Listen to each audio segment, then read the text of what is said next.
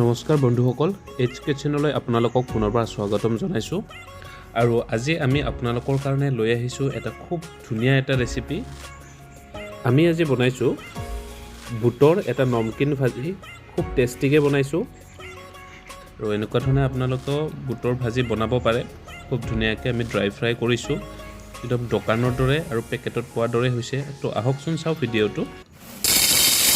তো তাৰ কাৰণে আমি 250 গ্ৰাম বুট লৈ লৈছোঁ আৰু বুটখিনি আমি তিয়াই থ'ম পানীত।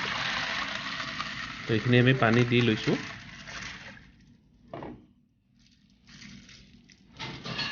গোটেইখিনি আমি যাতে তলত পৰি যায় তেনেকুৱা ধৰণে দিছোঁ। আৰু এইখিনি আমি 8 ঘণ্টাৰ কাৰণে তেনেকৈ পানীত তিয়াই থৈ দিম। তো 8 ঘণ্টা পিছত দেখিছে এইখিনি মই ৰ'দত দেখাইছোঁ, সেইকাৰণে এনেকুৱা হৈছে। তো এইখিনি আমি খুব ধুনীয়াকৈ এতিয়া ধুই ল'ম।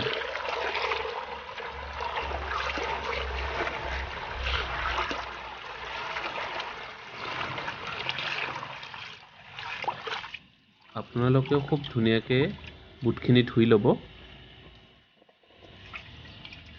এইখিনি 2 বা 3 বাৰ ধুব প্ৰয়োজন হ'লে। আৰু এনেকুৱা এটা আমি খাৰিকা এটা দি লৈছোঁ যাতে তলফালে পানীখিনি ওলাই যাব পাৰে। আৰু এইখিনি আমি এতিয়া প্ৰেছাৰ কুকাৰত দি এটা চিটি মাৰি ল'ম। আমাৰ বুটখিনি বইল হৈ গৈছে।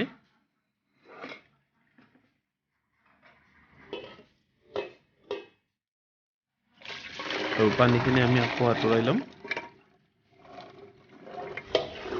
আপোনালোকে বইল কৰোঁতে তাত নিমখ দি ল'ব, তেতিয়া যিটো নিমখৰ টেষ্টটো ভিতৰলৈকে সোমাই থাকে। আৰু এইখিনি খুব ধুনীয়াকৈ ধুই দিব আকৌ এবাৰ। মই দেখাইছোঁ, এইটো চাওক ধুনীয়াকৈ সিজি গৈছে। বহুত বেছি সিজাই নল'ব, মাত্ৰ এটা চিটিয়ে দিব আপোনালোকে। বেছিকৈ সিজাই গ'লেও বেয়া হ'ব পিছত। এখন এনেকুৱাকৈ আমি কটন কাপোৰ লৈছোঁ আৰু ইয়াত আমি বুটত যিখিনি লাগি থকা পানী আছে পানীখিনি শুকাব দিম। আৰু এইখিনি আমি ৰ'দত নিদিওঁ, এনেকুৱা ধৰণে অলপ আধা ঘণ্টা 1 ঘণ্টামানৰ কাৰণে আমি কাপোৰখনৰ ওপৰতে থৈ দিম।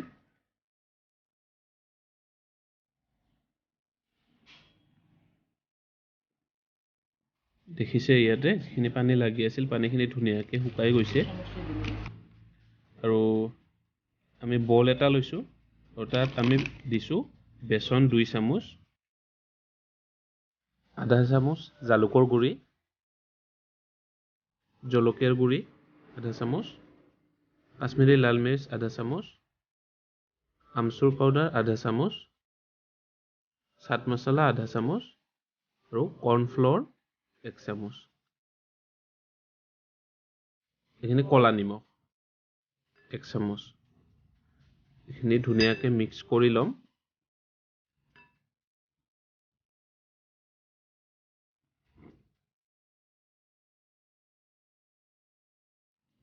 ইয়াতে দি দিছোঁ আমি আধা কাপ পানী।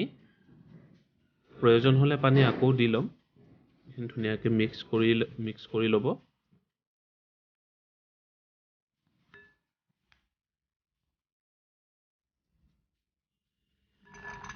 ইয়াতে দি দিছোঁ আমি বুটখিনি।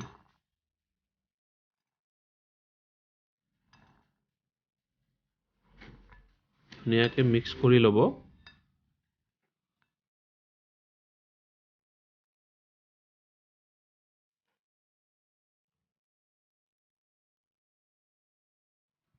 এনেকুৱা ধৰণে মিক্স কৰি ল'ব।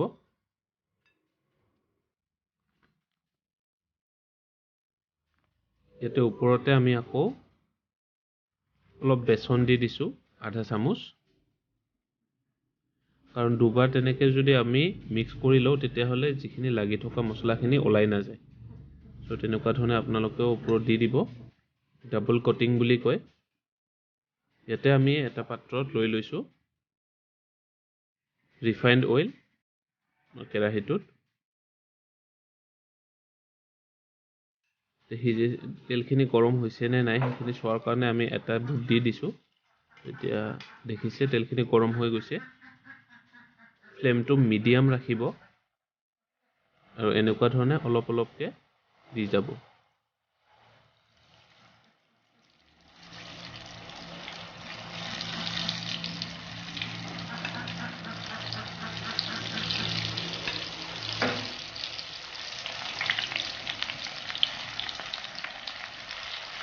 বুটখিনি যাতে গোটা লাগি নাথাকে, এটা এটা যাতে প্ৰত্যেকটো বুট ছেপাৰেট হয়, তাৰ কাৰণে এনেকুৱা ধৰণে গোটেইখিনি আমি ভাঙি দিম।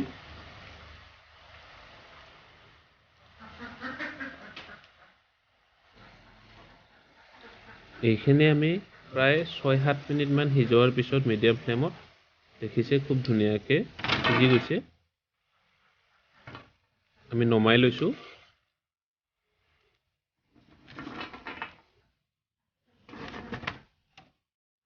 খুব ধুনীয়া হৈছে। আৰু ইয়াতে আমি বাকী যিখিনি আমাৰ বুটখিনি মিক্স কৰি থোৱা বুটখিনি আছিল, আমি সেইখিনিও দি দিছোঁ ইয়াতে।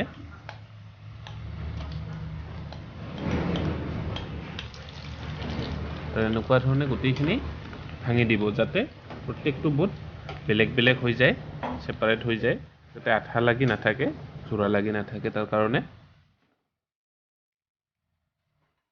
এইখিনি আমি মিডিয়াম ফ্লেমত সিজিব দিম। আৰু এইফালে আমি চাট মছলা, জলকীয়াৰ গুড়ি আৰু ক'লা নিমখৰ এটা মছলা বনাই লৈছোঁ, আৰু সেইখিনি আমি অলপ অলপকৈ ইয়াত মিক্স কৰি যাম গৰম থাকোঁতেই।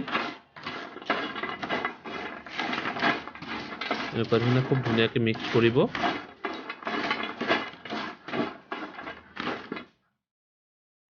মই এটা ভাঙি দেখুৱাইছোঁ, চাওক খুব ধুনীয়া হৈছে, একদম ক্ৰিস্পি হৈছে, মচমচীয়া হৈছে, চাওক। এতিয়া এইখিনি আমি এনেকৈ মাজে মাজে লৰাই দিম। প্ৰায় সিজি আহিছে।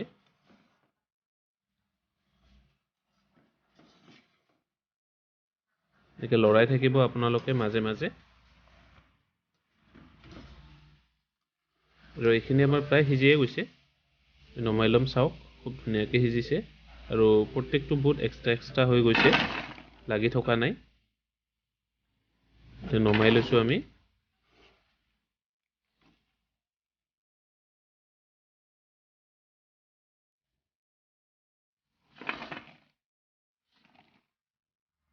আৰু এই ধৰণে আমি গোটেইখিনি নমাই ল'লোঁ।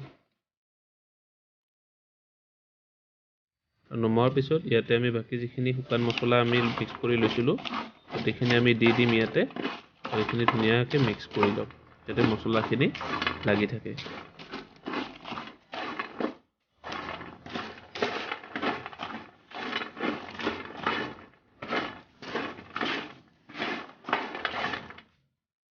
এনেকুৱা ধৰণে মিক্স হ'ব দিব।